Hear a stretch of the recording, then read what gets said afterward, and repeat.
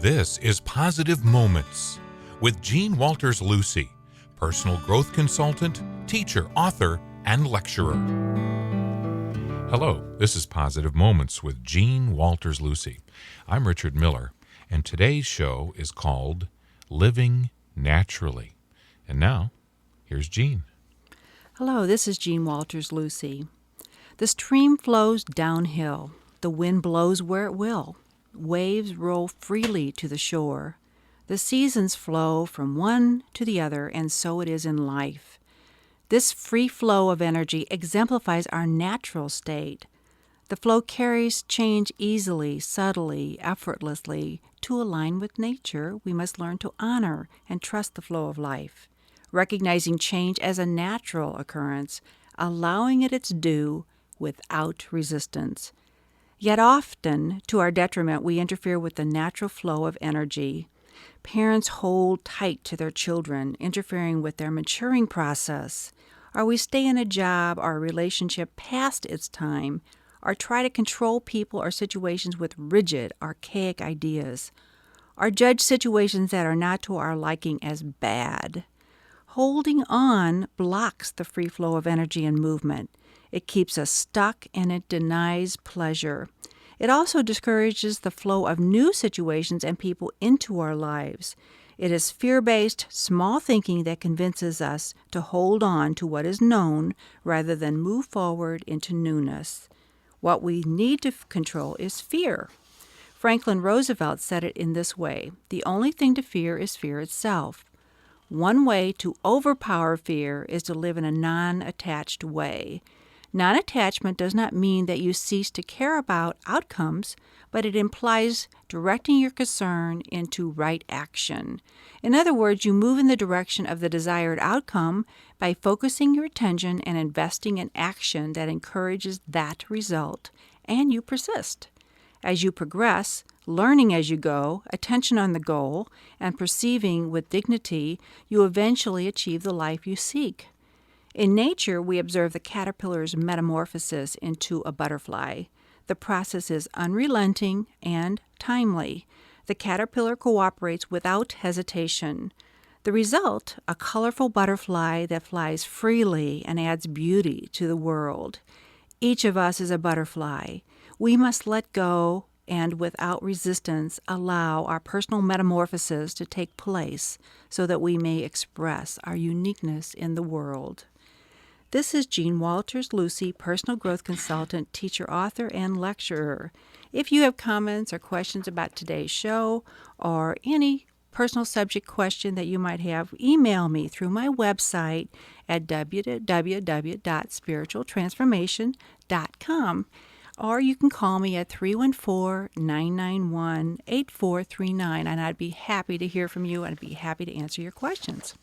Well, Jean, living life without resistance is a big subject. And it's huge. Yeah. And people resist a lot of things, especially if circumstances aren't in their favor. And people have a hard time trusting the flow. So Truly. How does one learn to trust? Well, let's look at a couple of situations that might relate to a lot of different people. One thing is, let's say you have a flat tire coming to work, and the natural tendency is to go, oh, this is horrible, I hate it, life's mean to me, and so forth. And we can look at it that way, and many of us have been taught to look at it that way. But if we step back from that a little bit and decide to become objective, what if that flat tire kept you from an accident down the road? What if now you become aware of your tires and it's something that you needed to become aware of because they were getting bald and dangerous? Or what if by having that flat tire, the guy that comes out and helps you, certainly I'd be calling somebody to help me, he becomes a great friend of yours, a great relationship. So there's so many possibilities of good in that flat tire. And when we get trapped and stuck in thinking, oh, this is horrible, then we are not able to see all the potential good, all the ways that things could be wonderful for us. And yet they exist, and they exist whether we acknowledge them or not, they're there. So that would be one example. Or you don't get the job that you think you should have gotten.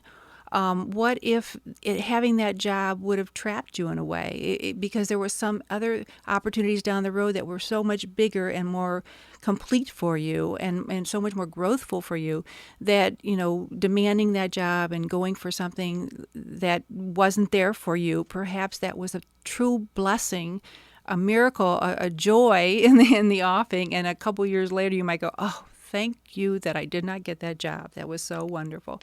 So many, many times things are like that, or we fail a test and we can actually look at that and go, maybe I need better study habits. Maybe I need to address, the courses I'm taking, and maybe I'm taking the wrong kind of courses for who I am, or maybe I'm moving in a direction that doesn't really fit me. Or maybe I'm in a subject area that just is not where I should be. And that test may have been the thing that helped you come to terms with it. So if we're willing to stop and just before we judge it, if we're willing to stop and go, okay, wait a minute, why is this happening? What am I doing? What's this all about for me? What's the blessing here? Then we can begin to learn how to live more joyfully and naturally and flow and become more non-attached. Does that make sense? Yes, and people, though, continue still to try to control things, even though all evidence says that, we just can't control everything. Yet people seem to just, they want to, and particularly I was discussing a situation with my college daughter who goes away to school, parents controlling their children. Mothers interesting concept, huh? Yes. Mothers not being able.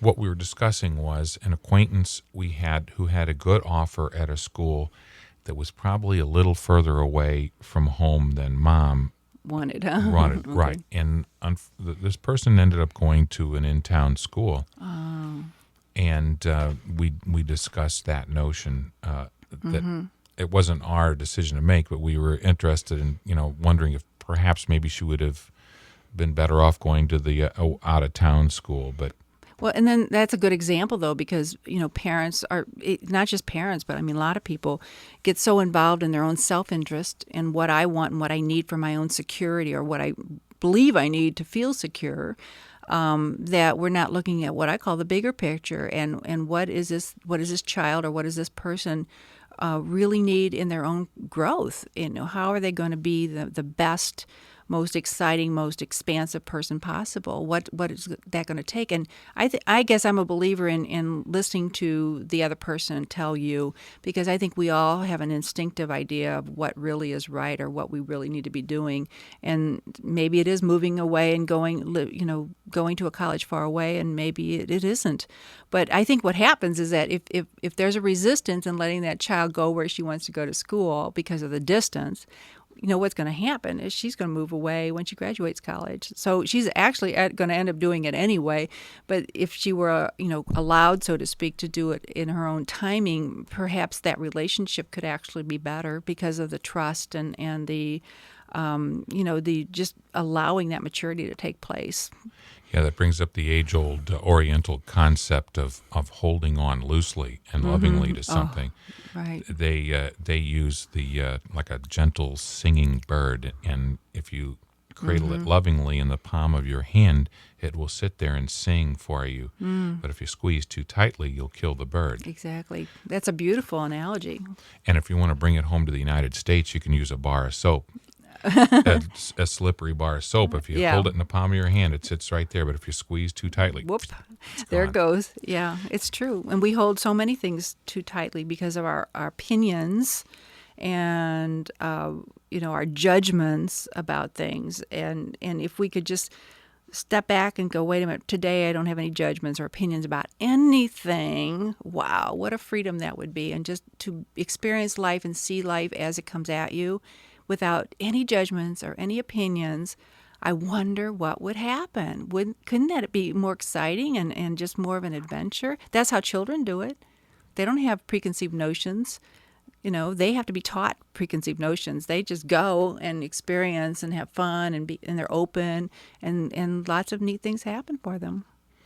And that is one of the challenges in life is refraining from judgment, assumptions. Oh, my goodness. But that's a whole nother show.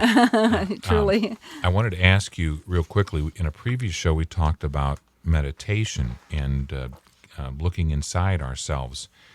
And how does that fit in with... Relate to this? Yes. Yeah. Well, if we are living naturally, then we are paying attention to our intuitive voice, our instinctive voice, whatever you might want to call that. Some people even call it the voice of God, that still small voice within ourselves. And if we're so focused outside of ourselves, looking at circumstances, events, people, and judging and criticizing and controlling, then we're not focused inside of ourselves, listening to that quiet voice within, allowing it to direct us. As the birds, live from that instinctive voice, they are able to survive thousands and thousands and thousands of years. And perhaps if we learn to listen to that instinctive voice, we could do as well. It would guide us and direct us to whatever event or circumstance or thing that we need to be doing and expressing in whatever way we need to be expressing ourselves right now. And we would really experience our fullness and our success, our greatest success in doing that. I mean, I think Oprah Winfrey is a good example of that. She says that God had a bigger picture for me than I had for myself, and that, I mean, she taught herself to follow that picture and go with it. And she's such an influence right now in helping people do the same thing. And Deepak Chopra, if people know who that is, but he's into personal growth movement, written many books. He said the very same thing. God had a bigger picture for me. And the art was to learn how to let go and let sort of God's picture take over instead of our small mind thinking I should be doing this or I have to do this or this is what my parents want me to do. And then in so doing, we're actually limiting ourselves to a very small picture. And Jean, right now there's probably some high-powered executive types out there thinking, well, I sort of like what she has to say about this instinct thing and going with the flow. I think what I'm going to do is I'm going to read some books about it. I'm going to do some research, and I'm going to talk to my consultants and see what they think about this instinct stuff. and see what they intellectually come up with, right? As far as executives goes, there's one way, I mean, that an executive might consider living naturally, and that is when things get very intense. And I've read this before, that people who are very high powered and made it very far in life, one of the ways that they keep themselves successful is they get out, they leave. They get out on the golf course, they get on the yacht, they take a breather. And, that the most creative times that they have when they come up with their best ideas is when they're on that yacht sailing around the lake or the ocean and not trying to come up with their best ideas. And being calm and open and just letting their mind do its work. It's true. And we have to learn to do that. Jean, I love to walk. And I walked yesterday. I walk probably every other day, and I have a variety of places I like to go. And I've come up with this concept I called rapturous wandering. Oh, that's a great title. But I go with no expectations, and I just walk, and I don't walk for speed or exercise. I stop and look and notice things and don't intend much anything. And my best ideas, almost every single time, I come back with good ideas and good Absolutely. thoughts. And it's called walking meditation, by the way. That's what you're actually doing. Sure. But I like your title better. Yeah. Rapturous walking. Well, you know what? Rapturous wandering. And that occurred to me while I was wandering in a rapture. Beautiful. Perfect example. This is Positive Moments, and today's show was entitled... What was today's show entitled? Living Naturally. Living Naturally. Thank you, Jean.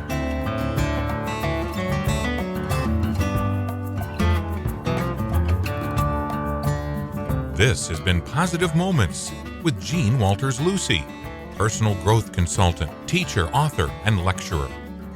If you have comments or questions on any personal growth subject like universal law, dream interpretation, intuition, self-esteem, or self-empowerment, you can reach Jean at her website, www.spiritualtransformation.com.